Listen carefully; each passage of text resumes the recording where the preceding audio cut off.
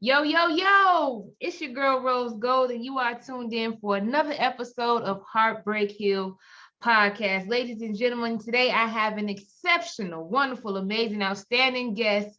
Miss Kendra is an Atlanta-based stand-up and traveling comedian. She is here with us today to discuss the good, the bad, the ugly of the comedy world, and we are so happy to have her. Kendra, we finally got you on the show. Thank you for being here. First off, I thank you for even coming back to me, because a lot of times people will tell you we'll reschedule and you never hear from them ever again. So Absolutely. I hope your credit score goes up to 850 if it's not already there, because you are so freaking professional. You are Thank freaking you. amazing. I love it. Thank you And so y'all, much. she's in and out. She's quick with it. She ain't gonna have me here for about 2 hours. No. Some of you podcasters need to take note, because nobody wants to listen to that long ass podcast unless it's funny, unless it's nothing but comedy or something interesting. But no, Exactly. Exactly. No, I definitely want to make sure that I get us in and now and make sure that we fully get you because I've watched your stand-ups. I follow you on Instagram. You're amazingly funny. So tell me, Kendra, how did you get into comedy? Why comedy? well, I never. A lot of people kept telling me I was funny. Children Okay. would always, kids would always tell me I was funny. And it's three things that don't lie: it's children, a drunk man, and leggings. Yeah. Okay. And so I had my fourth grade teacher, Mrs. Rosser. She and I hope Miss Rosser, I don't know if you be hearing me on podcasts, but I keep shouting your name out. Can you go find me on Facebook? My name is spelled differently though. Back to the story. So Miss Rosser, my fourth grade teacher, told me I was like the funniest student that she's ever had. I had people like ministers, a minister, the same one who baptized me, told me I was hilarious. She's like, this is your calling. And this is when I believe that like every minister, like, was really bosom buddies with God. Ain't no such thing as a bad minister. Oh yeah, wolves in sheep's clothing. But she was cool, but we don't talk no more. So I don't know how cool we are now. Back to Yeah. the story. Absolutely. But no, And I started in 2016 via Snapchat. At the time, it was like Lil Kim's Hardcore album, which actually I wrote some of her lyrics, but we've been beefing since the 90s. So if you guys wonder why my name never made it on the credits, but it's okay. That's why she looks like the character from Saw. that's But but yeah, I started posting my videos late 2017, early 2018 to IG, because I realized like you can go viral on IG, and then right. people on Snapchat started just sending unsolicited penis pictures. I'm like, brother, like, can you at least say Yes. good morning first? Can you at least ask me how my day is going? Make sure I'm not trying to jump off the roof. Looking at that skinny hot dog is gonna make me want to jump off the roof even more. So I just said, hey, let me just go ahead and go forth with it. And that's pretty much where I'm at with it. So there it is. Yeah. And so a lot of times when you meet funny people, right, or when you meet comedians, there's always there's always some sort of inspiration, or some type of tragedy or some type of painful inspiration behind their comedy. Do you feel like your life has made you laugh to keep from crying? Most definitely. I've dealt with, and that's why I'm going back to school in January to be on the road to get my PhD in child Awesome. psychology. And I Awesome. realized Yeah. a lot of our trauma roots from childhood, and a lot Yes. of adults have not properly dealt with it, which is why you have so many messed up adults now. A lot of stuff is swept underneath the rug. Oh, just pray about it and stuff like that. It's like y'all be acting like God's a genie, and you wonder why you on a do not disturb list like I am. God, listen, if you on the call right now, I need you to please put me. I got questions, okay? Back to the story. So a lot, yeah, I've had different types of depression. Like I've suffered with depression since elementary school, and it rooted in different things. Elementary, my parents divorcing, so my mother's a single parent, and having to live from the richest to the rags, pretty Mm. much part of my life. From not understanding that, you learn as maturity kicks in that your parents do the best they can. you Yes. know um Middle school, I hated middle school. Kids are just mean. They Yes. are so mean, and I don't understand why.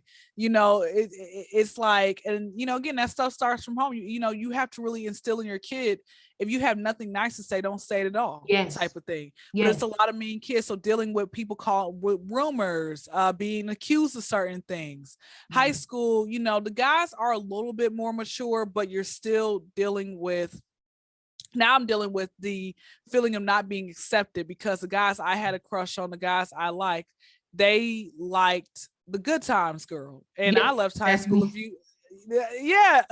That was my experience in high school as well. The dudes that I like, they like the good times. Oh, I thought you were saying you were the good times girl. No, I'm like, no. sis, have you had a train ran on you? What does that feel like? That was gonna be my question, but that was gonna be off the record. But no, it was to me was annoying because of the fact that it's like I bring a lot to the table. Yeah, I didn't know really how to cook well, but I had a real body and I could play basketball and sporty. That was pretty much all I could give them to them at that time. But it was like something and great conversation. I make you laugh, okay? Right. So it's like those are things that I was dealing with when we get to college. And I actually had to check myself into a mental hospital because I was depressed. Because now I'm like, okay, everybody around me has been in some type of relationship that I've come across, right? I couldn't find not one person who has said, hey, I've never been in a real relationship. Everyone else around me. And I'm lonely because I'm like, okay, I know I'm not the best looking woman in the world. And I know I'm not the worst looking woman in the world, but I know for a fact I don't look like a squirrel with a trash bag wrapped around my head. Okay. Right. I have more people tell me I'm attractive than unattractive. Okay. So with that being said, now I'm like, okay, what is wrong with me? And being there, I actually didn't mind the mental hospital because they fed me 3 times a day and the food was good. I don't even feed myself 3 times a day.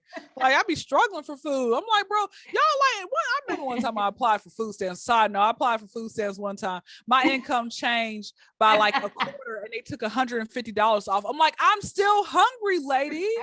But anyway, back to this. Shout out to the guy who actually, this is a true story. I don't know. This is like a few months back. He actually broke into the out here in Atlanta, the DeKalb County like defects, and he approved a lot of people. He hacked into their account, approved a lot of people's stamps, and gave them like $3,500. And I'm like, why would you have to go to prison for that? I know you a hacker, but you did the right thing, sir. Anyway, back to the story. So yeah, like I said, a lot of my pain, and I learned as time. And now a depression state is I am dealing with me going after my dreams and people do not want to work with me. People trying to get me to pay them. And I'm like, if you broke, just say that. Okay. And again, there's no shade because I know you had the little promo thing in the background, but not to you. I'm talking about to everybody. No, I understand. Somebody was like, oh, give me $500, give me $1,000. I'm like, I got more followers than you. But people who will sit here and give you the runaround, people, it to me, it's just, it really triggers me. And it's like times the people who are the unprofessional adults. Yeah. And I'm like, wow, so no, those are those. And I know, and I feel like every several years there's going to be a new trigger, but that's what me going after my dreams now is the trigger. Absolutely. And I heard you mention, like, as you have battled with depression and loneliness and things like that, how has comedy sort of been your anchor or your lifeboat out of that depressive state, or when you're feeling lonely? How does comedy come to save you from those spaces? It saves me because laughter is the best medicine. There have been times I've listened to my own podcast back and I'm like, Kendra, you are freaking crazy. Sometimes I listen to my own little stand up. I learned that, you know what, you got to laugh to keep from crying. Like it's not, life is, one of the sayings I came across is life is 10% of what happens to you and 90% how you deal with it. So it's up to you to have the best day possible, And so for me personally, I really just try to keep myself in high spirits. This too shall last. One day I will get an attractive guy who has money, but in the meantime, I guess I'll keep getting these drug dealers who like to tell me on the first day of us meeting that they're a drug dealer. And I'm like, y'all are the dumbest dumb people I've ever met in my life. And I got money and they ain't spend nothing on me. How come I don't hear from you no more? Because you never gave me any money. Well, you supposed to be my ride or die, like loyal, sir. We've been hanging out for 2 or 3 weeks straight. I need to see something. Can my feet? The big toe is growing out. I need to go to the nail salon. $30 down the hood. But like I said, this is what I be dealing with. But no, like I said, hopefully that answers your question. I think it answers. No, it definitely did. It definitely does, because I feel that comedy is one of those things where it can heal you and it can bring you from a dark place. But I don't think a lot of people talk about that. So thank you. Of course, it really does. Like we all go through stuff. It happens. Absolutely. So I want to kind of just switch gears for a minute. As you have been, have you experienced in your life a point in time where you ever felt like you wanted to give up on your dreams? And if you have experienced that, how did you get out of that space?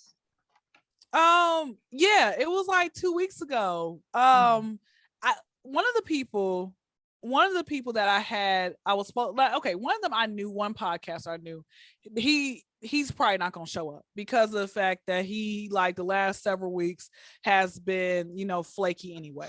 And so with that being said, then it was another podcaster like that same night who I had to send him a message. I'm like, hey, I haven't received a Zoom link yet. Are we gonna, what are we recording? Oh, I got a family emergency. I'll have to reschedule. You knew that all day long. Right. The last one, they were very late. And I'm like, bro, I'm just really about to give up on my dreams. This was like 2 or 3 weeks ago, and I was really freaking frustrated. I was so frustrated because I'm like, and I told myself, I said, Kendra, why are you mad? This happens. But I think it was just that one time, that day, and I was like, it was a Saturday as well, and I'm like, I could be doing something different. I'm like, I cannot keep having this happen. But one thing I know is that, you have different seasons of your life where you're going to do really good and do really bad. That's until right. Your dreams happen. So you have to always remember that. That's right. That's exactly right. And Kendra, do you have a dream comedian that you would like to work with? I try not to actually look up to people and just aspire to work, say I want to, because I learned that they're still human at the end of the day. They could do something that I don't like, that offends me, and they're like, okay, I don't care. Right. They're gonna go on about their day. They're not thinking about you as a whole. So exactly. I'll give you my top 5 favorites of all time, and I'm gonna exclude Pryor, Chappelle, Kevin Hart, Bernie Mac, and Bernie Mac. And I would say Carlos Miller from the 85 South Show. Okay, gotcha. I'm going to Chris Rock, Cedric, Steve Harvey, and Arnez J from Def Comedy Jam. Man is amazing. Very good. Yes. Def Comedy Jam. Yes. Okay. I definitely feel that. Did you see me back there? Did you see me in Def Comedy Jam? No. Okay. I was there in 91. I did not. I wasn't born quite yet. I probably was being thought about at that time. I wasn't. I was somewhere else. I was at the Freaknik era. Imagine how growing. Like I always say, I wish I was born between 1969 and 1982, because the guys back, there's nothing new under the sun, but men did not feel like men unless they had a car. Like they like, oh, where the hoes at? That's why they got a car and a license, so they could go see where they at. Exactly. It's like these women are given doing an Uber to show up at the dude's house. Like the guys don't even have to work for it. I'm like, it's bull crap. It's all reversed, right? Exactly. You mentioned something, and I kind of want to expand on this a little bit. So you briefly mentioned David Chappelle, and we all know that right now there's lots of controversies, some things that he said in one of his sets, whatever, right? My question to you, as a comedian, as a professional comedian, do you think that there are certain topics that just are not funny to talk about? Why or why not? Pedophilia, molestation, rape. That's not funny. And of course you got slow ones in the back, and you got to explain, because that's triggering, that's trauma. There's nothing you can, what joke can you find about that? Right. No, well, let me, no. I was going to say, this is like a suicidal joke. I said, here's a joke. You got to love, wait. You got to, this is the first time exclusive, so you're getting it from me. Okay. You gotta love suicidal girls, because that P is limited edition. Childish. but you know what? Even like with cerebral palsy, I don't talk about that either. I haven't came across a couple of my followers who have cerebral palsy and they have to be in wheelchairs. And I told them the joke already. I said, hey man, just roll your way to my stand up. And they just laughed. Just roll on to my stand up. Right. But those topics that you mentioned, pedophilia, molestation, rape, things like that, those are certain topics that shouldn't be joked about or made fun of at all. That people want to sit here and still make the same R. Kelly jokes, and it's like, let Dave Chappelle be the only one to talk about that, and then he still doesn't talk about that. But like I said, to me, it's just everything else. I'll talk about the community, I'm not gonna sit here and have I hate gay people type of, like, it's not that serious, but I'll make a couple gay jokes. Like, how are you gay and can't dress? What the hell were you doing in the closet the entire time? That's a good one. Do you ever experience stage fright when you're doing stand-up or traveling or any? And if you do, how do you combat it? No stage fright. I sit here and I talk for like 5 minutes, and then when they laugh and I'm like, okay, cool. Yeah, that's it. I'm doing my best that I can. As far as with traveling, let me say this as well. I will, because I know you did mention that earlier. I have traveled to places to do podcasts, right? Okay. But then I had to realize, because I had, people will take advantage of you if you allow them to. Woo! Especially in the podcast industry. Yes. Compensation. It's a lot of very unprofessional podcasters out there. And what I mean by this is, right? Don't, like, if you are having someone come to you, if you are in the same city or if you're out of state, they should be able to help compensate something. I am tired of folks thinking, oh, okay, well, let me just give her some drugs or alcohol for compensation and some water. La tap. It's not even purified water. Okay. Guys, listen.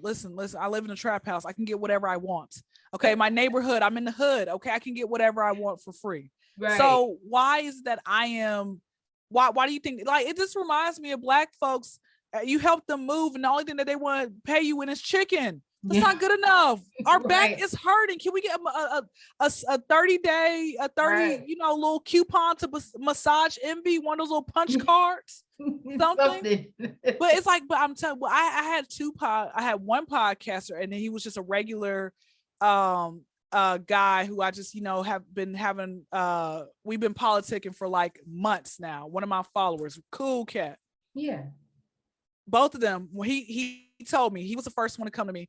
He asked me, he says, hey, when you go out of town and you out here traveling to these different areas, are you getting paid for it? And my mind, I'm thinking like, oh, that ain't none of your business. But I'm like, no, Kendra, we've spoken long enough. Just keep it real with him. And I told him, I'm like, no, I'm not getting paid for it. He's like, you need to get your money's worth. Quit going the extra length of trying to appease these people or whatever you're trying to do, and they're not helping you out.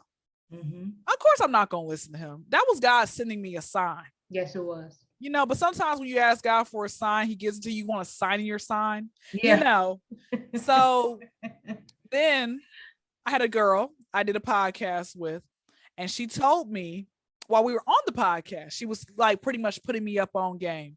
And she basically had told me, you need to stop allowing these people. Because what happens is, she says, you're going to know the ones who actually last long in the podcasting world and who don't. When you have folks who do that type of stuff, who want to sit here and rip you off, they don't care to help compensate you, they're not going to last long. No, they don't. And so when she told me that, I said, okay, God, you're really talking to me. And then on top of that, I'm going to keep it real with you. My goal was to try to hit every single podcast because I want my name around the entire world, right? But there's some, it's like the saying, all money is not good money. There are some people you don't want to work with. I've done, out of the 100% of podcasts, I probably have had 10 to 15% that I was like, I will never work with them again. 85%, they're cool. Right. They're cool. But it's always going to be a gamble. You never know. You never know. But like I said, she said, stop sitting here allowing people to take advantage of you. And since then, there have been other people. I'm like, are you going to help compensate me? And then they're like, okay, well, can you help? Like, can you heavily repost if I give you this money? And I'm like, what? Sir, you get 2 reposts out of me. That's it. That's it. Pick which day you want to repost, me to repost, and that's it. Period. So yeah, like just to answer, I'm starting to do that now. And if you Yeah. guys, I'm telling y'all, if y'all, and you know what, I have shortchanged myself when it came to, the money section. People aren't willing to support you until money's involved. Yeah. So what I'm sure. doing now, I know my worth now, and I'm like, nope, you guys can't take advantage of me. So there it is. Absolutely. And I applaud you for that, Kendra, because I feel you on that. This is the 4th season of the show, but I can tell you that there was a part of me when I first started out that actually used to be afraid to ask for compensation. Or maybe, I felt like, maybe not that I didn't deserve it, but it was just difficult for me to know my value and put a price on it. So that led to, like you were saying, people just taking advantage. Oh, you want to come here? I will come there, my own dime, my own dollar. I'm wasting this money, not getting anything in return, but also not opening up my mouth to, let them know what I wanted. So I just applaud you and I commend you for being able to open up your mouth and let people know what it is that you want. It took me a long time to do that. So I am, I'm highly impressed by that. Let me put the hand clap. Let me put the hand clap emoji. It's okay, Yeah. sis. Listen, better late than never, man. You learn. One day you have that awakening moment within Yes. yourself, and everything else, and it's okay. Again, there are gonna be people who are gonna say no, and I've had the no's have discouraged me, but you know what? Behind every no, there is a yes, and that's another saying I live by. Absolutely, absolutely, positively. So as you're doing your stand up in Atlanta right now, you're traveling to other cities for podcasting, things like that. What are your future plans with comedy? As far as where do you want your career to go with comedy? To have my own radio and television show called the Kyndra Crump Show, which is, like I said, that's why I got a podcast that I do every once a week, Friday nights, or it could be on Sundays, depending on what's going on that day or so. But yeah, that's pretty much it. I'm trying to have it nationally syndicated, and I told God, once I end up having that, then I will not sell out. Once He blesses it Absolutely. with me, Because you will be tempted to. of Amen. course. Amen. We are all listen. Listen, sell out is not so how does your faith play, or how does your faith play into you as a comedian? Because I always tell people, without God, I am nothing. And I don't know how people have no belief in God whatsoever, right? You worship celebrities that don't care about you. You can remember their birthday, but you don't even remember your homeboy's birthday who's been there for you, Mm-hmm. And so, with all that being said, I always say I start my day off with God in the morning, and I listen to Trick Daddy right afterwards. Mm-hmm. Healthy balance, sis. Healthy balance. Yeah, and I always say, man, tomorrow's not promised. Swing on somebody today. You could be that person's karma, man. Like, you never know. God could send you to open up a can of whoop on that person. You never know. Exactly. You know what, Kendra, I more than appreciate you, and I more than appreciate your time here. And usually in my first meetings, it takes me a long time, but we've exchanged so many emails. I felt your genuine spirit right away. As soon as our first conversation, it was genuine right off the back. And I know for sure that your career is definitely going far. Kendra, if they want to hear or see more of you, tell them where they can find you. Y'all can find me on the corner. But while I'm not on the corner, y'all can find me on Instagram, which is the as in the Kyndra CRUM as in Mary P as in Paul show. Not with no money sign, guys. I'm not no fake ass ASAP Rocky. Okay. SHOW. All right. My YouTube is Kyndra Crump, KYNDRA CRUMP. And yeah, please put a space between Kyndra and Crump, because a lot of y'all's wheels and y'all's bus don't go round and round. And my podcast that you all can also find, Miss Rose Gold. You are more than welcome to come on the podcast at any time. Love that. 9 p.m. Eastern Standard Time, which gets recorded, doesn't really drop till a few hours later, so you guys can just come listen to it the next day in the morning. And it's called the Kyndra Crump Show, and I have a segment called What Would You Like to Ban? BAN. For example, I want to ban all the unprofessional podcasters that try to get over on everybody. Yes. And on my podcast, I say names because I look at it like this. If you did to me, you gonna do it to them. You don't even know me. I say names. I'm gonna try to sue you. So how you gonna sue? I got receipts that you literally wasted my time. You're gonna lose, and then you're gonna pay me the recompense. I don't care. I don't care about somebody trying to sue me. What you gonna try? What you suing me for? Defamation of character? Exactly. Like what am I defamating? It's receipts. It's receipts. Keep exposing so that they will not get away with doing that to other people. Heartbreakers, you heard it here on Heartbreak Hill podcast. Kyndra Crump in the building. I will have all of her tags down here in the show notes. You'll be able to follow her on Instagram, on her YouTube, and actually on her podcast, which is on Apple as well as other platforms. I'll be sure to put that in the show notes. You could have been anywhere in the world, but you decided to be here with us today, Heartbreak Hill podcast. If you have any questions, if you want to be on the show, you want your email read on the show, go ahead and send us the email, hbhp@heartbreakhillpodcast.com. While you're at it, follow us, Facebook, Twitter, Instagram, Heartbreak Hill Podcast, and we will follow back. See you later, Heartbreakers.